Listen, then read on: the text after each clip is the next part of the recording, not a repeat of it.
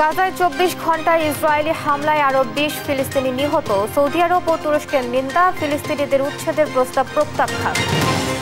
ফিলিস্তিনিদের উপর ইসরায়েলি বর্বরতার প্রতিবাদে মার্চ ফর গাজা কর্মসূচি আজ বিকেলে সোহরাওয়ার্দী উদ্যানে হবে গণজমায়েত। রাজনৈতিক মামলা প্রত্যাহারে জেলা থেকে সুপারিশ নিচ্ছে আইন মন্ত্রণালয়। এই সুযোগে ব্যক্তিগত মামলা প্রত্যাহারে সুপারিশের হিড়িক।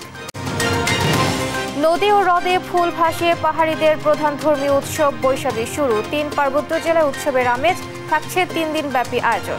আজকে আমাদের ফুল বিজুতে আসলে সকলের মঙ্গল কামনা করা হয়। পুরানো বছরে যত গ্লানি আছে সবকিছু যাতে মুছে যায়, আর নতুন বছরকে আমরা স্বাগত জানাই।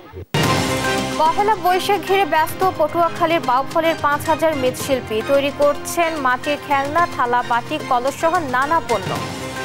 এবং লা লিগায় রাতে মাঠে নামছে বার্সেলোনা। এপিএল এ ম্যানচেস্টার সিটির প্রতিপক্ষ ক্রিস্টাল প্যালেস ব্রেন্টফোর্ডকে আতিথ্য দেবে আর্সেনাল। দেখছিলেন শিরোনাম সংবাদ সকালের সঙ্গে রয়েছে আমি আয়েশা বুবলি। এবার বিস্তারিত। শুরুতে আন্তর্জাতিক প্রসঙ্গ। গাজায় ইসরায়েলি হামলায় ২৪ ঘন্টায় কমপক্ষে ২০ ফিলিস্তিনি নিহত হয়েছেন। শুক্রবার দক্ষিণাঞ্চলে আইডিএফের হাতে ১০ জনের একটি পরিবারের সবাই নিহত হন, যাদের মধ্যে ৭ জনই শিশু। মধ্যপ্রাচ্য ভিত্তিক গণমাধ্যম আরব নিউজ এ তথ্য জানায়। এদিকে জাতিসংঘের বিশ্লেষণ বলছে ১৮ মার্চ থেকে ৯ এপ্রিলের মধ্যে চালানো ৩৬টি হামলায় নিহত হয়েছেন শুধু নারী ও শিশু। গাজার মানবিক পরিস্থিতিকে পৃথিবীর দোজক হিসেবে বর্ণনা করেছে আন্তর্জাতিক সাহায্যকারী সংস্থা রেড ক্রস। সেই সঙ্গে অস্থায়ী হাসপাতালগুলোর রসদ ২ সপ্তাহের মধ্যেই ফুরিয়ে যাবে বলে সতর্কতা সংস্থাটির। এদিকে গাজায় চলমান আগ্রাসনের মধ্যেই ফিলিস্তিনিদের উচ্ছেদের প্রস্তাব প্রত্যাখ্যান করেছে সৌদি। শুক্রবার তুরস্কের আন্তালিয়াতে গাজা যুদ্ধ বন্ধে বিভিন্ন দেশের মন্ত্রী পর্যায়ের বৈঠকে নিজের অবস্থান ব্যক্ত করেন সৌদি আরবের পররাষ্ট্রমন্ত্রী প্রিন্স ফয়সাল বিন ফারহান। গাজায় বেসামরিক নাগরিকদের হত্যার তীব্র নিন্দা জানিয়েছেন তুরস্কের প্রেসিডেন্ট রিসেপ তাইয়েপ এরদোয়ান। ফিলিস্তিনিদের উপর দখলদার ইসরায়েলি বাহিনীর নিষ্ঠুরতার প্রতিবাদে ঢাকায় অনুষ্ঠিত হতে যাচ্ছে মার্চ ফর গাজা কর্মসূচি। বিকেল ৩টায় রাজধানীর সোহরাওয়ার্দী উদ্যানে গণজমায়েতে অংশ নেবেন সর্বস্তরের মানুষ। এই কর্মসূচিতে সংহতি প্রকাশ করেছে বিএনপি, জাতীয় নাগরিক পার্টি, এনসিপি, জামায়াতে ইসলামী, হেফাজতে ইসলাম, এবি পার্টি সহ বিভিন্ন রাজনৈতিক, সামাজিক সংগঠন ও ধর্মীয় নেতা সহ সর্বস্তরের মানুষ। দুপুর ২টায় বাংলা মোটর, কাকরাইল মোড়, নীলক্ষেত সহ নগরীর ৫টি পয়েন্ট থেকে বিক্ষোভ মিছিল নিয়ে সোহরাওয়ার্দী উদ্যানে মিলিত হবে সবাই। এ সময় বাংলা, ইংরেজি ও আরবি ভাষায় ঘোষণাপত্র পাঠ সহ শপথ নেবেন অংশগ্রহণকারীরা। কর্মসূচি ঘিরে ব্যাপক নিরাপত্তা ব্যবস্থা নিয়েছে ঢাকা মহানগর পুলিশ। মার্চ ফর গাজা কর্মসূচিতে অংশ নিতে সকাল থেকে রাজধানীর সোহরাওয়ার্দী উদ্যানে জড়ো হচ্ছেন সাধারণ মানুষ। এ নিয়ে আরও জানাতে সেখান থেকে যুক্ত হচ্ছেন সহকর্মী নিয়াজ মোর্শেদ। নিয়াজ, সোহরাওয়ার্দী উদ্যানে মানুষের উপস্থিতি কেমন দেখছেন? কর্মসূচিতে কি কি থাকছে বিষয়ে জানাবেন। বুবলি, আসলে আমি সকাল থেকে এসে যেটা দেখেছি সেটা হলো ইতিমধ্যে কিন্তু সোহরাওয়ার্দী উদ্যানে যারা সাধারণ মানুষ রয়েছেন এবং বিভিন্ন রাজনৈতিক দলে যারা কর্মী রয়েছেন তারাও কিন্তু ইতিমধ্যে এখানে এসে উপস্থিত হয়েছেন। আজকে যে কর্মসূচি রয়েছে মার্চ ফর গাজা, আপনার বাংলাদেশ সলিডারিটি যে পেজটি রয়েছে সেই সলিডারিটি ফর প্যালেস্টাইন, এই যে পেজ রয়েছে সেই পেজের পক্ষ থেকে কিন্তু এই কর্মসূচি ঘোষণা করা হয় এবং তার পরিপ্রেক্ষিতে কিন্তু আজকে কিন্তু সব রাজনৈতিক দলের কিন্তু এখানে যারা কর্মী রয়েছেন তারা অংশগ্রহণ করবেন, সেই সাথে সাধারণ মানুষ অংশগ্রহণ করবেন এবং আজকে বিকেল ৩টায় কিন্তু এখানে গণজমায়েত হওয়ার সম্ভাবনা রয়েছে এবং সেই গণজমায়েত হওয়ার কারণে কিন্তু আপনার এখান থেকে কিন্তু আপনার আর ইতিমধ্যে কিন্তু এখানে এসে সোহরাওয়ার্দী উদ্যানে বেশ জনসমাগম কিন্তু ইতিমধ্যেই দেখা যাচ্ছে। এবং যদি একটু বলে রাখি যে আপনি যে দেখতে পাচ্ছেন আমার ক্যামেরার মাধ্যমে যে মঞ্চ কিন্তু আসলে ইতিমধ্যে কিন্তু প্রস্তুত হয়ে গেছে এবং মঞ্চের যে সাজসজ্জা সেটি কিন্তু আসলে এখনও চলছে, তবে এই মূল যে মঞ্চ সেটি কিন্তু আপনার একেবারেই তৈরি।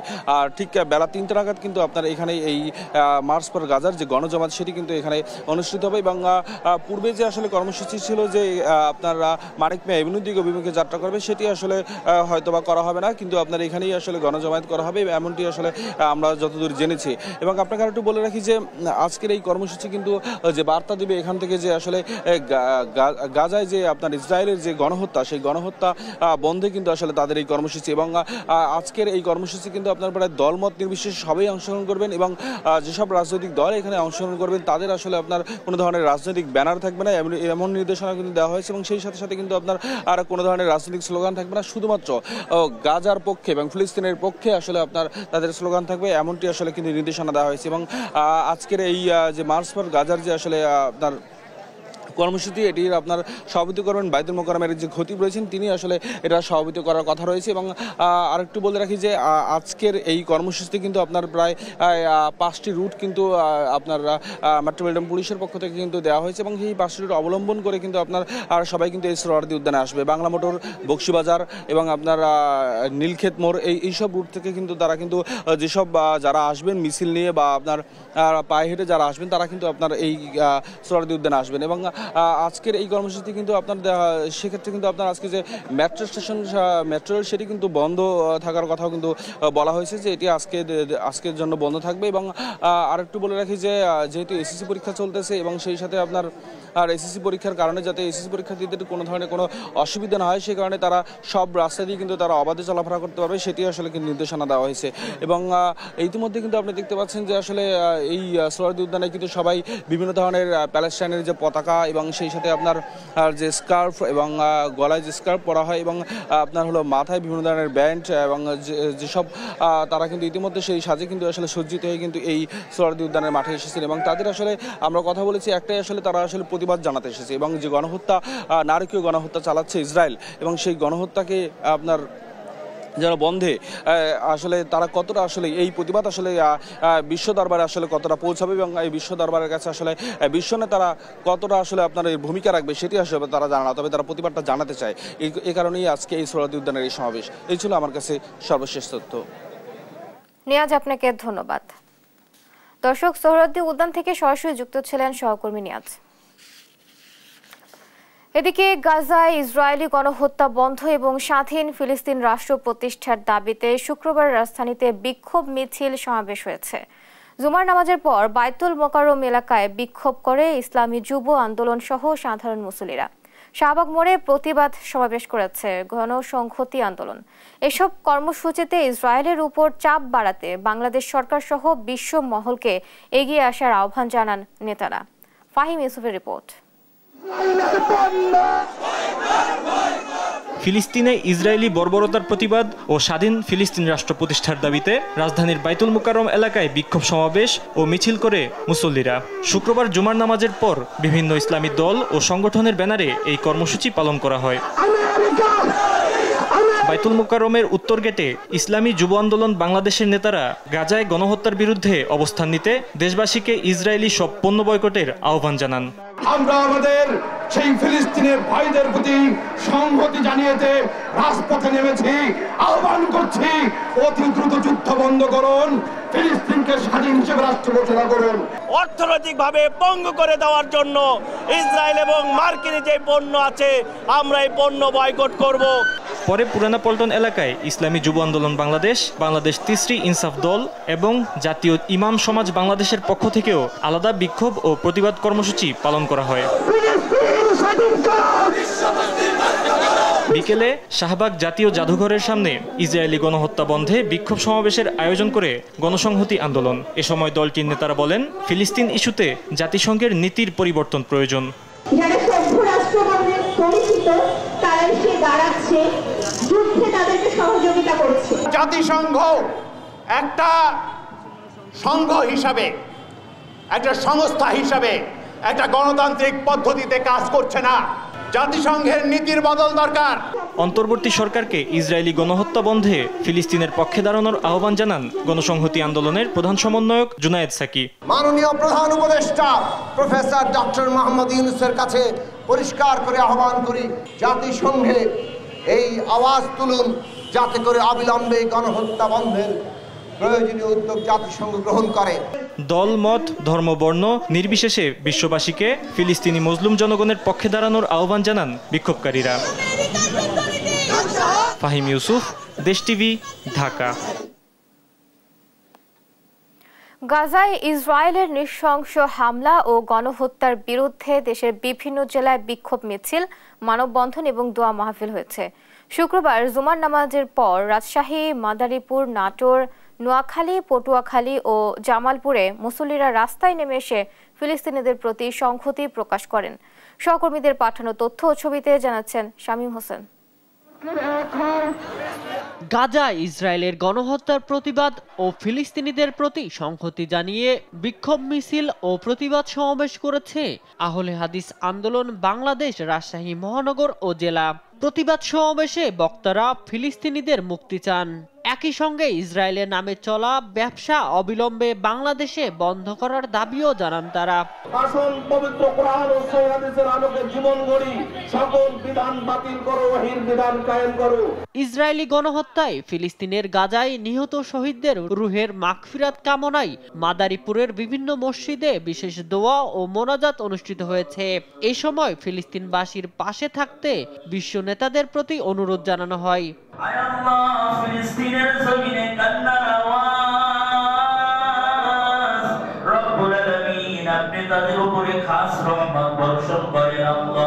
বর্বর ইসরায়েলি গণহত্যা বন্ধ ও স্বাধীন ফিলিস্তিন প্রতিষ্ঠার দাবিতে নাটোর ও নোয়াখালীতে মানববন্ধন ও গণমিছিল অনুষ্ঠিত হয়।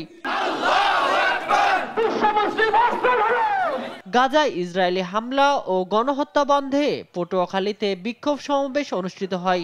শুক্রবার দুপুরে পৌর শহরের ঝাউতলায় কেন্দ্রীয় শহীদ মিনারের পাদদেশে এই সমাবেশ অনুষ্ঠিত হয়। এই সময় বক্তারা বলেন, ফিলিস্তিনের গাজায় বর্বরোচিত হামলা করে হাজার হাজার মুসলিম ভাই বোন, বৃদ্ধ ও শিশুদের হত্যা করেছে ইসরায়েলি বাহিনী। অবিলম্বে এই গণহত্যা বন্ধ করার দাবি জানান তারা। তোমার কাছে ফরিয়াদ জানাই, তুমি রব্বুল মুস্তাদাফিন। এছাড়াও জামালপুর সহ দেশের বিভিন্ন স্থানে বিক্ষোভ ও প্রতিবাদ সমাবেশ অনুষ্ঠিত হয়। শামীম হোসেন, নিউজ ডেস্ক, দেশ টিভি। রাজনৈতিক হয়রানিমূলক মামলা প্রত্যাহারে জেলা থেকে সুপারিশ নিচ্ছে আইন মন্ত্রণালয়। এই সুযোগকে কাজে লাগিয়ে ব্যক্তিগত বিরোধ, জমিজমা, মাদক, এমনকি চাকরি জীবনে সরকারি অর্থ আত্মসাতের অভিযোগে হওয়া মামলাও প্রত্যাহারে দলীয় সুপারিশের হিড়িক পড়েছে। তবে রাষ্ট্রপক্ষের আইনজীবীরা বলছেন, ব্যক্তিগত মামলা প্রত্যাহারে সুপারিশের কোনো সুযোগ নেই। কাজী সাহেদের প্রতিবেদন।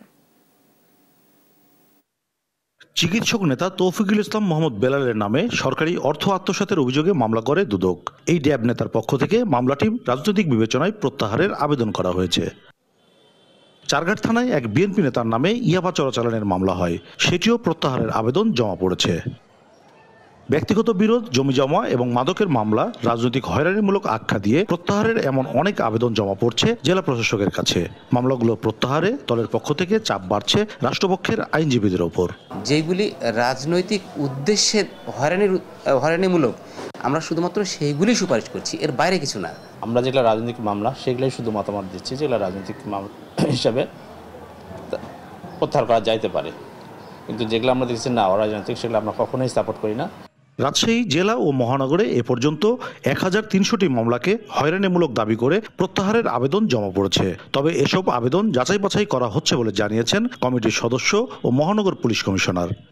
কমিটি যেগুলো মনে করতেছে সেগুলোকে কমিটি সুপারিশ করতেছে। তো আমাদের এখানে যেগুলো আছে এগুলো এখনো প্রক্রিয়া চলমান। এর মধ্যে আমরা বেশ কিছু আদেশ পাইছি মন্ত্রণালয় থেকে, কোর্টে পাঠানো হচ্ছে। আর কিছু এখনো এই কমিটিতে আছে, এখনো যাচাই বাছাই চলছে। তবে বিএনপি ও জামাত নেতাদের অভিযোগ, তাদের বিরুদ্ধে পুলিশ বাদী হয়ে যেসব মামলা করেছে রহস্যজনক কারণে প্রত্যাহার প্রক্রিয়ায় সেগুলো ঝুলিয়ে রাখা হয়েছে।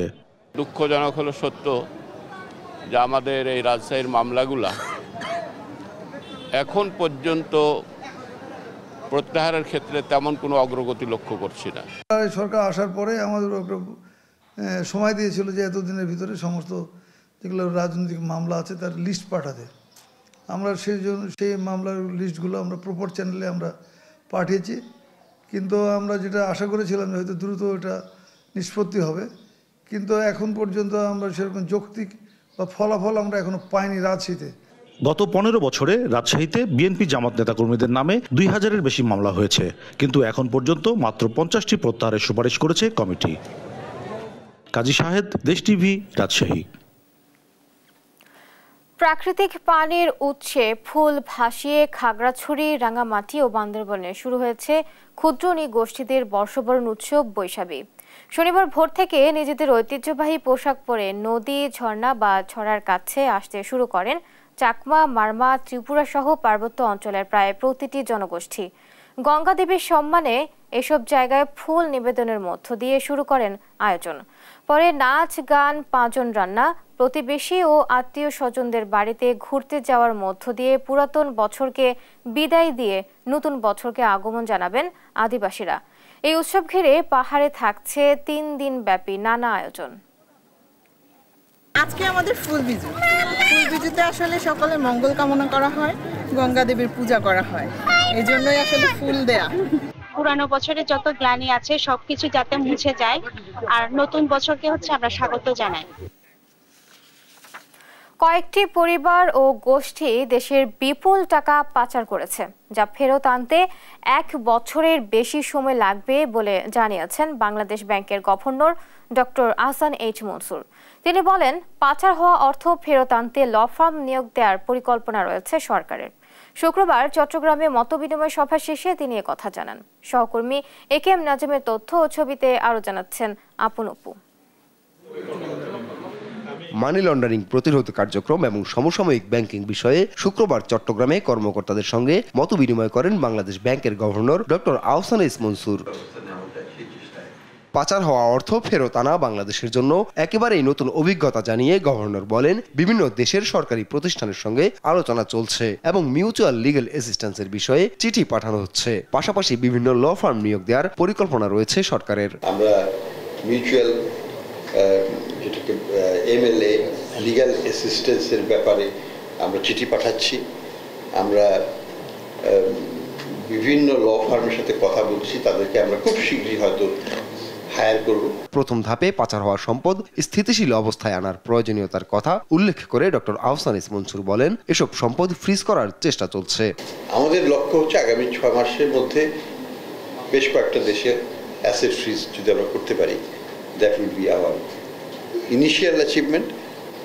ফ্রিজ হওয়ার পরে তারপরে যেটা হয় যে কোর্টের থ্রুতে যে 1 বছর লেগে যায় একটা মামলা মোকদ্দমা ইত্যাদি হওয়ার পরে তারপরে অ্যাসেটটাকে হয়তো ফেরত আনতে পারবে। সরকার এমন ল ফার্মের সঙ্গে যোগাযোগ করছে যারা কার সম্পদ কোথায় আছে সেটা খুঁজে বের করে। এখনই এসব ফার্ম থেকে সহযোগিতা পাচ্ছেন বলেও জানান গভর্নর। তবে কাজটা সময় সাপেক্ষ ব্যাপার বলেও উল্লেখ করেন তিনি। হয়তো 2-3 মাসের মধ্যেই আমরা নন ফুডটাকে দ্রুত কমতে দেখব। নিউজ ডেস্ক, দেশ টিভি। জাটকা সংরক্ষণের জন্য মার্চ, এপ্রিল 2 মাস সব ধরনের মাছ ধরা নিষিদ্ধ থাকায় এবারের পহেলা বৈশাখে চাঁদপুরের বাজারে নেই ইলিশ মাছ। এই ব্যাপারে আরো জানাতে যুক্ত হচ্ছেন সহকর্মী শরীফ আহমেদ।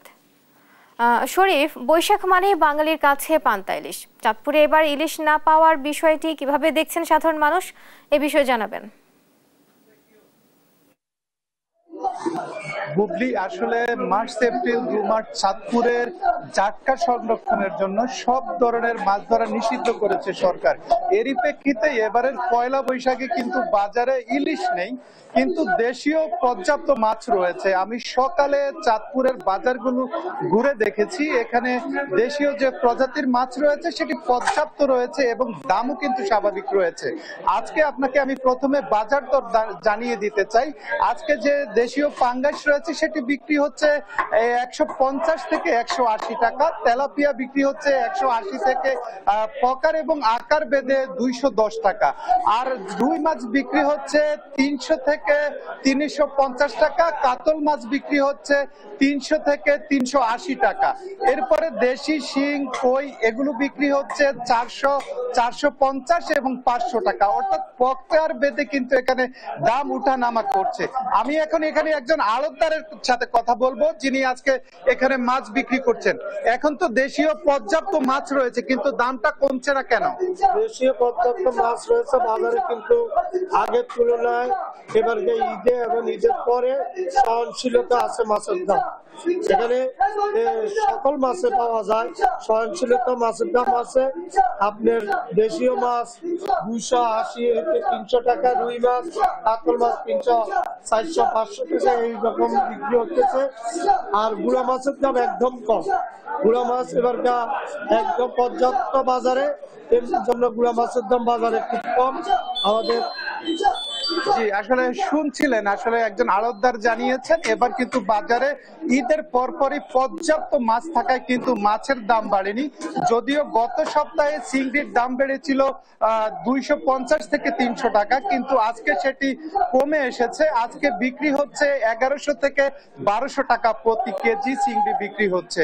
তো আসলে আমরা বলতে পারি এবারে যে চাঁদপুর হচ্ছে ইলিশের বাড়ি, এই ইলিশের বাড়ি চাঁদপুরের পয়লা বৈশাখ উৎসব কিন্তু হতে যাচ্ছে ইলিশ ছাড়া। কেননা জাটকা সংরক্ষণের জন্য কিন্তু মার্চ এপ্রিল 2 মাস চাঁদপুরে মাছ ধরা বন্ধ রয়েছে। তো বুবলি, এই ছিল চাঁদপুরের মাছ বাজার থেকে আমার কাছে। শরীফ, আপনাকে ধন্যবাদ। দর্শক, চাঁদপুর থেকে সরাসরি যুক্ত ছিলেন সহকর্মী শরীফ। ইউটিউব দেখে আধুনিক পদ্ধতিতে পেঁয়াজ চাষ করে বাজিমাত করেছে কুষ্টিয়ার যুবক মনিরুল ইসলাম। মাসে আয় করছেন লক্ষাধিক টাকা। মাস্টার্সে অধ্যয়নরত মনিরুল নিজে স্বাবলম্বী হওয়ার পাশাপাশি সৃষ্টি করেছেন অন্যদেরও কর্মসংস্থান। তার দেখা দেখে অন্য কৃষকরাও ঝুঁকছেন আধুনিক কৃষি ব্যবস্থায়। পড়াশোনা শেষ করে চাকরি নয়, ভবিষ্যতে একজন সফল কৃষি উদ্যোক্তা হতে চান মনিরুল ইসলাম। ইরফান রানার ক্যামেরায় কুষ্টিয়া থেকে নাহিদ হাসান তিতাসের রিপোর্ট। হাতের সাহায্যে পেঁয়াজ ফুলের পরাগায়ন করা যুবকের নাম মনিরুল ইসলাম। বাড়ি কুষ্টিয়ার কুমারখালী উপজেলার চাপড়া ইউনিয়নের কবুরহাট গ্রামে। 2016 সালে এসএসসি পাশ করে ইউটিউব দেখে শুরু করেন আধুনিক পদ্ধতিতে পেঁয়াজ চাষ।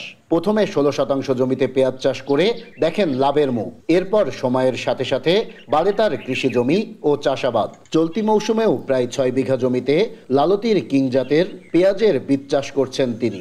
এসএসসি পরীক্ষা দেওয়ার পর থেকে ভাবলাম যে কিছু একটা করি, তাই ছোট আকারে একটা পেঁয়াজ একটা জমি নিয়ে প্রথমে পেঁয়াজের একটা ছোট পরিসরে চাষ করতে লাগলাম। দেখলাম যে না, চাষ করে অনেক ডবল লাভবান হওয়া যাচ্ছে। কুষ্টিয়া সরকারি কলেজের মাস্টার্সের শিক্ষার্থী মনিরুল ইসলাম আধুনিক পদ্ধতিতে পেঁয়াজ চাষ করে প্রতি মাসে আয় করছেন লক্ষাধিক টাকা। নিজে স্বাবলম্বী হওয়ার পাশাপাশি সৃষ্টি করেছেন অন্যদের কর্মসংস্থান। পড়াশোনা শেষ করে ভবিষ্যতে একজন সফল কৃষি উদ্যোক্তা হতে চান তিনি। আমি নিজেও মাসে লাখ টাকা ইনকাম করতেছি, আর আমার বাদেও যে 25টা ফ্যামিলি যে উৎসাহিত পাচ্ছে আমার জন্য, এই কারণে আমার সবচেয়ে ভিতরটা আসলে অনুপ্রেরণা জাগে। মনিরুলের এই সাফল্যের গল্প এখন মানুষের মুখে মুখে। তাকে দেখে অন্যান্য কৃষকেরাও ঝুঁকছেন আধুনিক এই পেঁয়াজ চাষে। কৃষি চাষের ভিতরে নাইবি আমার এলাকায় খুব একটা জাঁকজমক হয়ে গেছে। এখানে যে 6 বিঘা ভূমি আবাদে কদম হয়েছে, আল্লাহ দিলি পারে 8-10 মন কদম হতে পারে। তরুণ এই উদ্যোক্তা মনিরুলের এই উদ্যোগকে সাধুবাদ জানিয়ে সব ধরনের সহযোগিতা অব্যাহত রাখার কথা বলছেন এই কর্মকর্তারা। উপজেলা কৃষি অফিস থেকে বিভিন্ন সময় পরামর্শ নিয়েছেন, তো তারই ধারাবাহিকতায় তিনি এবছর প্রায় 15 বিঘা জমিতে পেঁয়াজ উৎপাদন করেছেন এবং 6 বিঘা জমিতে পেঁয়াজ বীজ উৎপাদনের জন্য তিনি করেছেন, যেটা প্রায় অনেক লাভবান একটা ফসল। পেঁয়াজ যে সংরক্ষণাগার সেটি তাকে আমরা প্রদান করেছি। এছাড়া আমরা মৎস্য ও প্রাণী সম্পদের মাধ্যমে তাকে আমরা বিভিন্ন ধরনের প্রণোদনার ব্যবস্থা করেছি। আধুনিক পদ্ধতিতে পেঁয়াজ চাষ করে শুধু মনিরুল নিজেই স্বাবলম্বী হচ্ছেন না, স্বাবলম্বী করে তুলছেন এলাকার অনেক কৃষককেই। নাহিদ হাসান তিতাস, দেশ টিভি, কুষ্টিয়া। পহেলা বৈশাখকে সামনে রেখে ব্যস্ত পটুয়াখালীর বাউফলের পালপাহাড় মৃৎশিল্পীরা। এখানকার তৈরি মাটির পণ্য ঢাকার আড়ং ছাড়াও দেশের সীমানা পেরিয়ে এখন বিদেশেও রপ্তানি হচ্ছে। সাইদ ইব্রাহিমের পাঠানো তথ্য ছবিতে জানাচ্ছেন শামীম হোসেন। বাংলা বর্ষবরণকে সামনে রেখে নিপুণ হাতের ছোঁয়ায় তৈরি হচ্ছে পান্তার থালা বাসন, মগ পাখি, জোড়া পুতুল, মিষ্টির পাতিল সহ বিভিন্ন সামগ্রী। পটুয়াখালীর বাউফলের মদনপুরা ইউনিয়নের পালপাড়ার এসব মাটির পণ্য বিখ্যাত প্রায় অর্ধশত বছর ধরে। প্রযুক্তির উৎকর্ষতা আর নকশায় আধুনিকতায় এখন আর শুধু খেলনা নয়, মাটির তৈরি ফুলদানি, ডিনার সেট, কাপ পিরিচ, মগ সহ বিভিন্ন শোপিস তৈরি হচ্ছে, যার বাজার রয়েছে ঢাকা সহ দেশ বিদেশে। এখানকার মৃৎশিল্পের অন্যতম রূপকার ছিলেন রাজেশ্বর পাল।